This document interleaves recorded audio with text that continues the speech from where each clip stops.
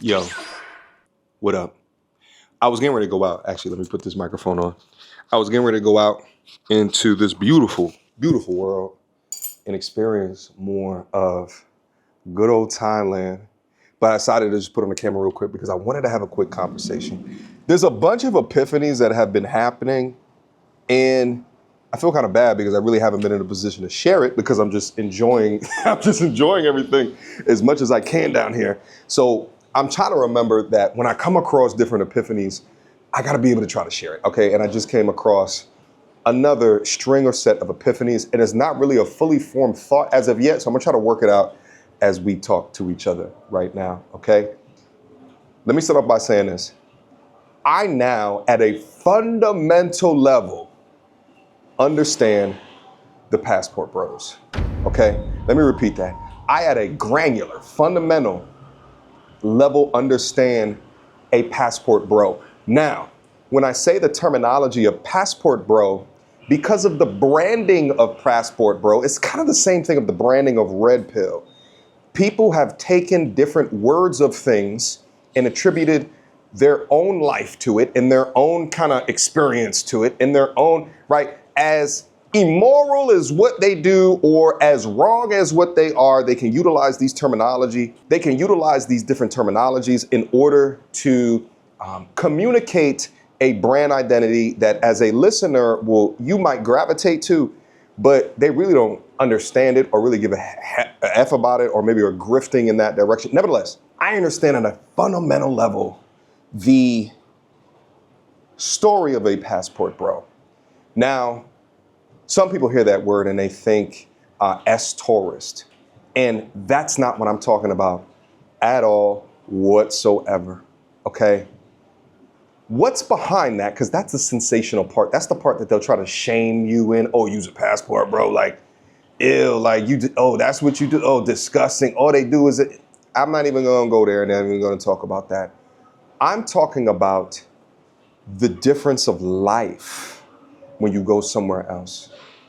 The difference of life when you go outside of what is your normal. And I always talk about this on the channel in a sense of growth within yourself. You can never be the person that you are destined to be if you stay locked into the same block, society, hood, city, province. You can't, because there's no way that you can gain the different experiences that will help you understand the reason that this world turns, right? Or help you understand the reason that you've been placed on to this planet, or even your purpose, or the expectation of your purpose, or how to get fulfillment out of that. You have to see life in the world from varied perspectives, okay? Now, the new one that I have to add up on there, maybe I've said it before in the past, is international travel. You have to get outside and see this. It's different. The branding and the marketing of the United States of America, shit, most of these places in the West, it's bullshit. I'm telling you this flat out, right? I'm 4 weeks into this trip. The honeymoon phase has subsided. And in fact, I think that's why I'm able to do a little bit more content, because I'm now like in the introspection phase. I'm now in the consideration phase. I'm now in, I'm really trying to extract and extrapolate the lessons that I'm learning out here, and I'll try to disseminate to you guys as much as possible. And I know that the term of passport bro, again, has bad branding. So let it be a channel of my size, and the way that I can articulate this be sort of the gold standard. And I say sort of because, again, I'm not fully formed in this thought as of yet. But let me say this from a dating perspective, right? The issues in the States for men, there's a lot of different issues. But one of the biggest issues is that there's a genotype that will get the most amount of success in the dating game, okay? Oftentimes on the channel, you might describe it as the sixes, 6 foot tall, 6-pack abs, 6-inch hello, all right? There's like a genotype, okay? 6 figures a year. There's a genotype. Also within that, and this is probably a little bit more specific to black culture, they want corporate Tupac. All right? They want loud and strong, yet quiet and reserved at the same goddamn time. They want at a moment's notice that you got to defend their armor. You got to be the rough, tough, bad guy. All right. All right. At a moment's notice, you got to be the Super Saiyan dick slinger. All right. You got to put that thing up on the table. You know, which, you know, from my experience, it's not too bad of expectations. But, you know, that corporate Tupac shit it blows my fucking mind. But as a man who is charismatic, you understand that there's a certain game that you have to play. In respect, like, how many of the dudes that are successful in the dating game, but like low key, are addicted to video games, right? But they don't let that component of their realness or their personality come out, right? How many dudes that you know what I'm saying, will have like odd little, like they like anime or something like that, right? Like things that are not considered normalized within like what is considered cool. They'll call you a goofy, a lame, corny, like all of these different things that, you know, it's a very narrow-minded pathway that's just formed in bullshit. And it's not an indictment wholly on the mindset of the modern woman, because a lot of men self-select into that mindset as well. But I think like a lot of the men are just seeing what works with the women, and they utilize that as data, and they incorporate components of that into their game. When you're over in a place that doesn't have these different norms or like these established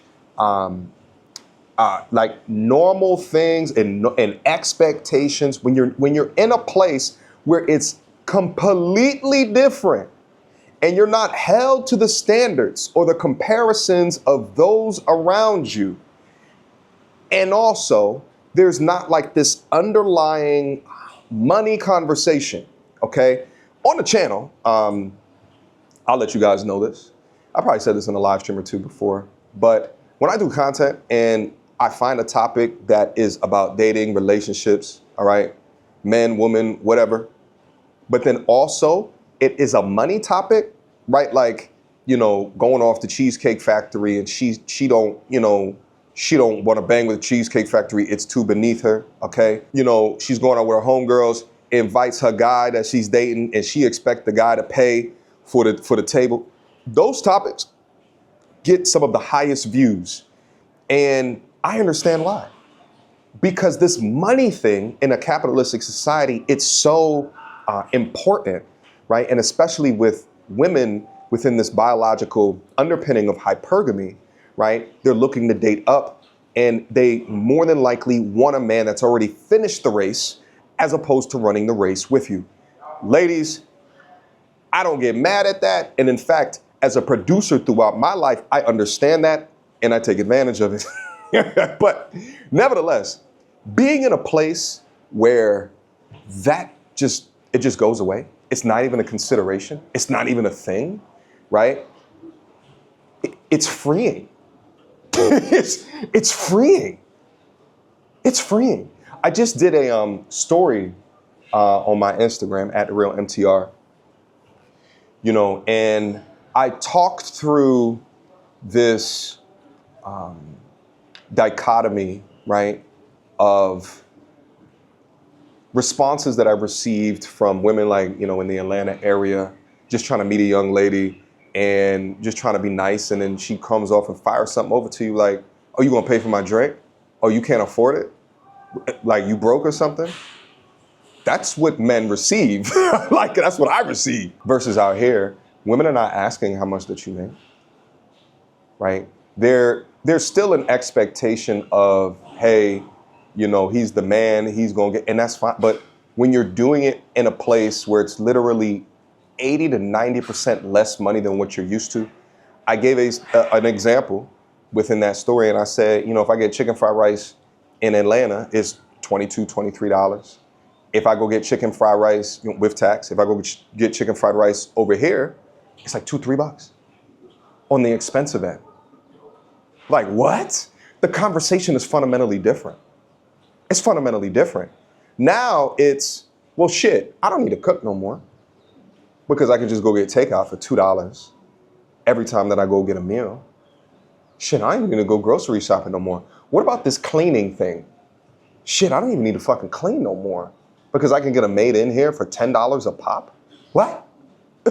Like, and the thing is that because this is, you know, it's not a third world country, it's more like a developing country. So there's some infrastructure things here that, you know, are lacking, but to me, it doesn't supersede the bullshit that I see in the States, right? The dealing with this anger that exists within the States.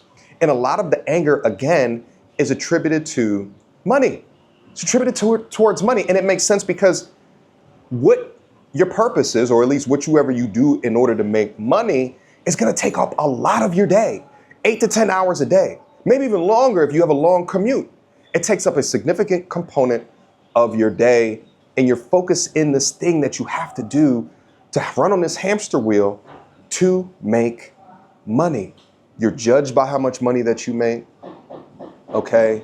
You are, your worth or your value is determined by your assets or your bank account. And it's like an odd thing, but I just think that it's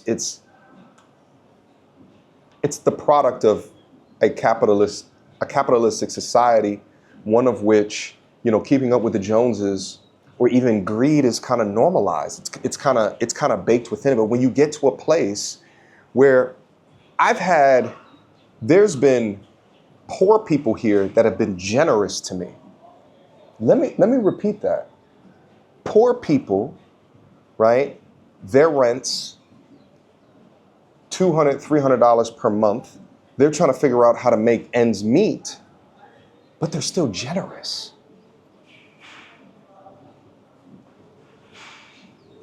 Think about that.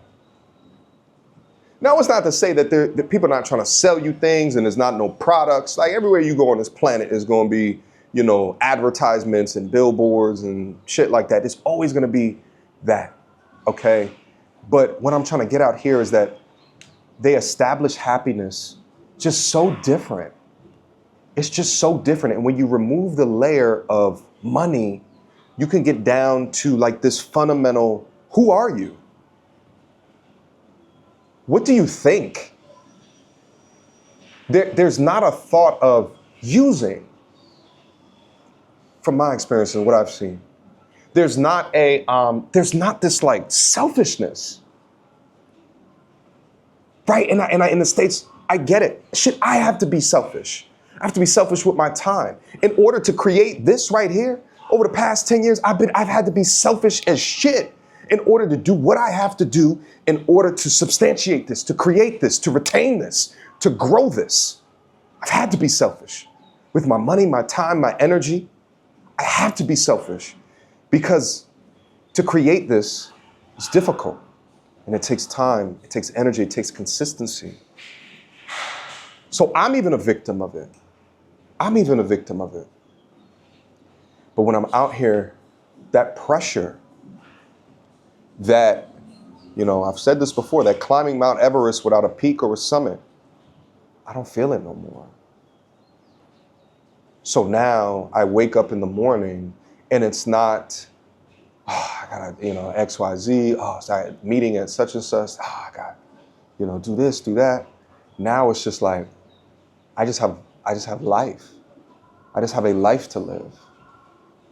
You know, one of which that has very easy access to a beach. Hello, it's like 300 feet that way. It's absolutely insane.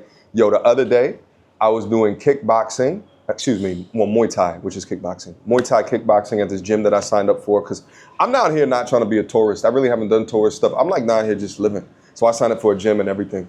And I was doing kickboxing and the window looks out towards the beach and the sun, I'll try to get some footage of it, I'll try to get some footage for you guys. The sunset was coming down, so the sky was turning like orangey pink as I'm doing this new activity of Muay Thai kickboxing, sweating profusely, tired. He's making me do all these damn kicks. I haven't kicked shit since I was like 12 years old, all right? And I'm watching the sunset over the beach as the sky turns like this fuchsia color. in paradise. Right up on the beach, you can go eat for $5 and be full for the entire night. I'm walking by the businesses, right, the shops, and I got people, women are just, hey, come in. Come in. I sit in. And of course, I still got my American, from the States, New York hat on. I'm like, this is a setup. All right. What they want from me. All right. How they gonna use me. All right. What are they trying to pull out of me? And it's just good conversation. Never with an expectation of anything from you. They just see you, a face, it looks different, and they're curious, and they smile, and they're nice. Passport bros, I understand y'all. I understand. There's been so many movements that have happened in my couple of weeks being here, because like I said, I have no agenda. I just walk outside, and shit'll happen. Shit'll happen. Now, I will say this. If you are disgusting, sloppy, fat, overweight, you don't work on yourself, you don't clean yourself, you have bad hygiene, you don't take care of yourself. If you that type of dude and you think that you could take an international trip and they're gonna be hawking you down, it's I mean, can you win out here being a disgusting fat loser? I mean, it depends on your definition of win. But I think that, and I know that, I got some genetic things that are working, in my favor. I'm 6'2". The chicks look at me and they go, 40? Like, that's how they say it. They be like, how old are you? 40? What? Let me see ID. Let me see ID. 40? Like, I know I got some genetic things, you know what I'm saying? I still work out, all right? So your boy got, is the cousin of a Greek guy, all right? Still at 40 years old, all right? Broad shoulders, you understand what I'm saying? My mama at least thinks that I'm handsome, all right? So I'm walking on these streets, you know what I'm saying? It's like I'm a fruit roll up, you heard? I'm a fruit snack, all right? I'm something that, you know what I'm saying? I'm rare, and I'll tell you what, as a man, it feels good to be overly respected and appreciated. I always say this on the channel, go where you are appreciated. Go where you are loved. Don't fight to be loved. Don't fight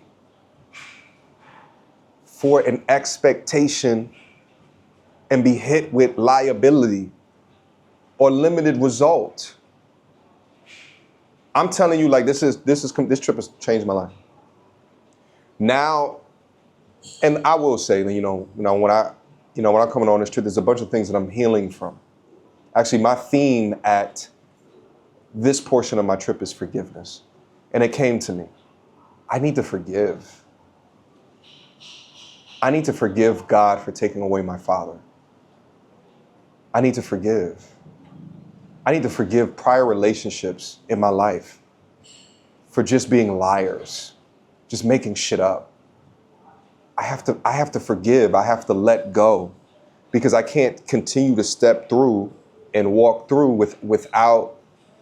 I can't do it without letting go of the resentment, the bitterness, anger, all things that as I'm busy in the States, I just ignore. But now that I've sat down and I've had an opportunity to really think and really appreciate and really understand where I'm at, and really heal from the things that have been plaguing me, that I've just pushed it to the side, and the opportunity to be able to do it in paradise. Passport bros, I understand y'all. Now I'm like, damn, where else I need to go, baby? Like Brazil, do I need to go here to there? Brazil or Colombia? Do I need to go to, shit, I need the other places in South of Vietnam, Da Nang, where you at? All right. In Thailand, there's a lot of Burmese people. It's like Burmese, Myanmar. Apparently, it's like a I don't know if war torn, I'm not a historian and shit, like I'm not a geopolitical, whatever, right?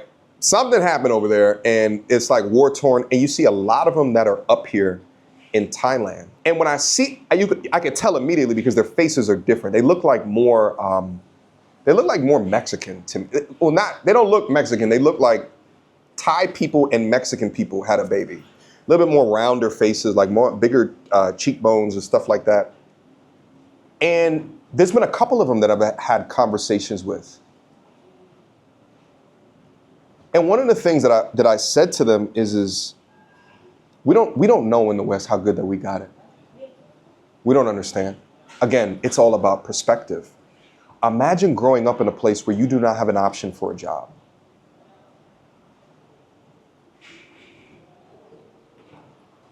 Imagine growing up in a place and you know at a certain age you have to move to another country for work. Now, it's not to say everything in the West, everything in the States is perfect. But it is to say that many people complain about something and they never experience anything else. They've never experienced worse. It's the experiences that will continue to help shape, shift, and fortify who you are. It's the growth and the learning throughout that help you gain an appreciation for this wacky green and blue ball circling around a star in the sky of limitless reach. It will help you understand more. Passport Bros, I understand y'all. This has been an incredible learning, an incredible life lesson. I appreciate you guys for those that are still here with me right now, that are listening to some of my thoughts. I decided to just get this all out real quick and just freestyle. My appreciation for life has vastly grown. My knowledge and understanding of what exists outside of what I was experiencing and my sense of purpose and fulfillment within that has grown. I mean, shit, I'm like, I might need to take a month trip, a few times per year. You understand? I might have to figure out a new way to be able to do this, so I'm not climbing that burnout cycle, and listen, I push it out to y'all. What's your plan? My plan now, in thinking through accumulation of wealth as much as what I can within the West. And then if I want to leave and retire somewhere else, you put things, you situate investment accounts in a way, all right? You handle your taxes in a way so that you can do that. Are you planning to live, or are you not planning for your inevitable fail? You have to be able to take life by the horns and command forward. But I appreciate you guys. Shout out again to the Passport Bros. This has been a trip. It's still not done. I actually just extended it. I just extended it. The only reason I'm going back early is I have a family member that wants me to be in a wedding. And I'm going to go back for that. You know what I'm saying? Because family is priority number one. All right. But I appreciate you guys. I appreciate you for listening. Guys, write me some comments down below. Did this trigger something in your mind? Maybe I'll look down in the comments and, we'll have another discussion about all of this. But did this trigger something in your mind? Did this elucidate something that maybe you were thinking through but didn't really have the answers to? Because even I know, as much advice and insight that I give, there's many things that I don't have the answers to. And I'm so proud of myself for coming out into a place that ripped the foundation of comfortability from beneath me.